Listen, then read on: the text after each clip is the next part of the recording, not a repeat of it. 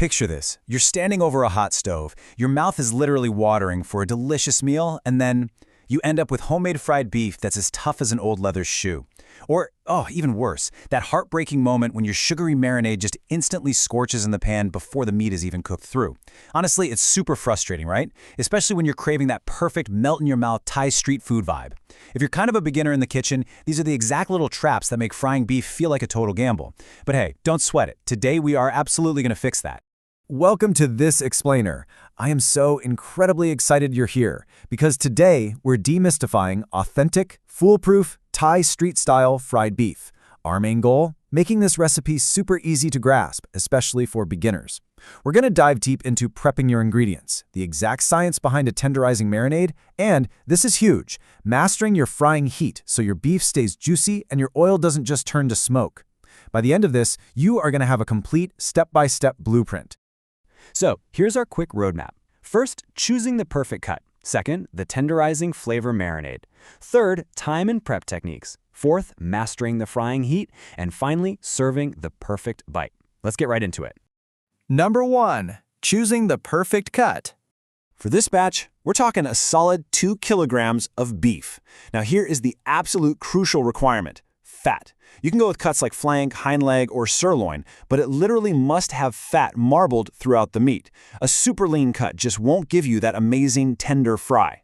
That fat acts like your own natural baste, right? It melts and keeps everything rich and flavorful. Also, pay attention to the cut. You want to slice it into moderately thick pieces or strips. Slice it paper thin and it is just going to dry out into a sad little crisp before the inside is even cooked.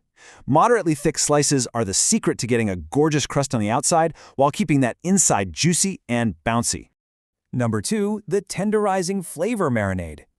All right, let's talk flavor builders for our 2 kilos of beef. We kick things off with 2 tablespoons of crushed white peppercorns for that perfect aromatic base.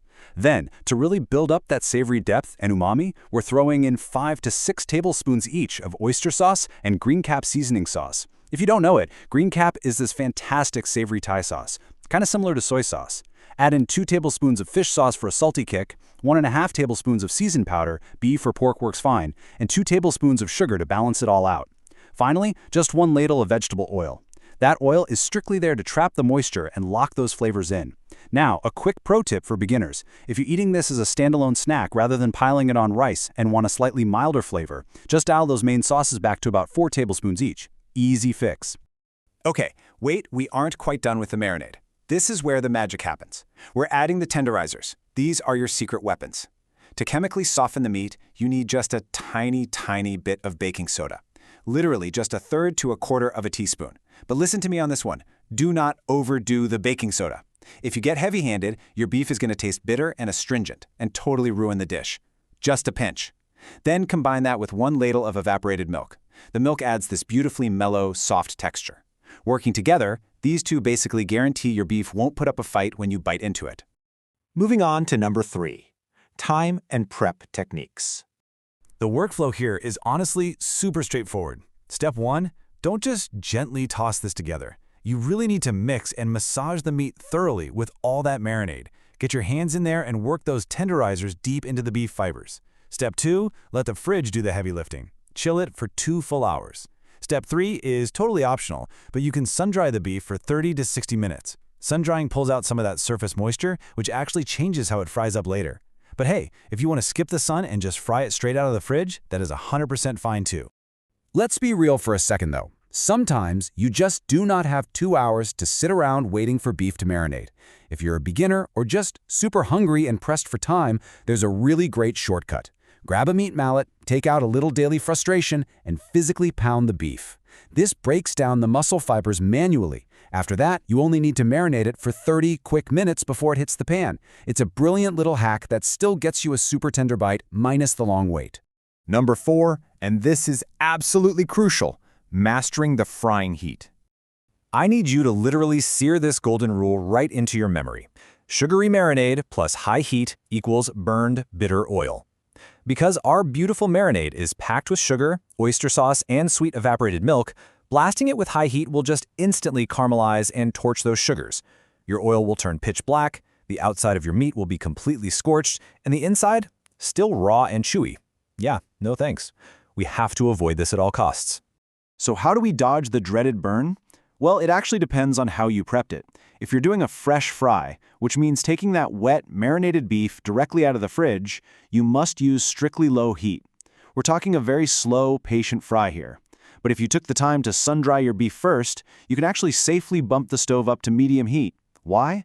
Because the sun-drying process evaporated a lot of that surface moisture and the wet sugars, so the meat can actually handle a slightly hotter pan without turning your oil into a smoky disaster. Let's lock in a few more pro tips just to guarantee perfection. Like I said, a fresh fry requires real patience. Do not try to rush that low heat.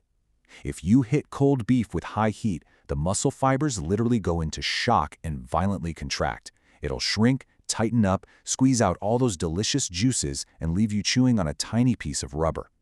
Just let it gently bubble away to build that golden crust. Oh, and for my medium rare fans out there, you can actually use medium heat, but you're just going to flash fry it for a super quick 1 to 2 minutes before yanking it out. Finally, number 5. Serving the perfect bite. When you finally pull that glorious beef out of the pan, here's exactly what you're looking for. To the touch, the texture should feel bouncy but incredibly tender the second you bite into it. Visually, the meat's going to be a bit juicy with this gorgeous glossy coat of oil right out of the pan. Honestly, a lot of people go crazy for that rich, glistening finish. But if you're someone who prefers a slightly drier, cleaner bite, just rest the beef on a wire cooling rack for a couple of minutes to let the excess oil drip off. It's totally your call.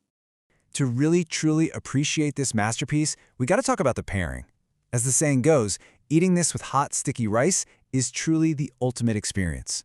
Just picture it, that savory, umami-packed, melt-in-your-mouth beef, combined with the warm, soft, slightly sweet chew of traditional hot, sticky rice. The rice just soaks up all those lingering, flavorful oils from the marinade like a sponge. Seriously, it is the absolute peak of Thai street food comfort right there in your very own kitchen. So there you have it. We've covered picking the perfect cut, mixing up that secret tenderizing marinade, managing the heat so you don't burn the whole thing down, and serving it up right. The blueprint is officially yours. So my final question to you is this. For your very first batch, are you going to go with the patient 2-hour chill to let those flavors really get to know each other? Or are you going to grab that mallet and test out the quick 30-minute pounded method to get dinner on the table tonight? Whichever route you take, you've now got the know-how to guarantee it's going to be wonderfully tender. Thanks so much for hanging out with me on this explainer. Now get into the kitchen and get cooking.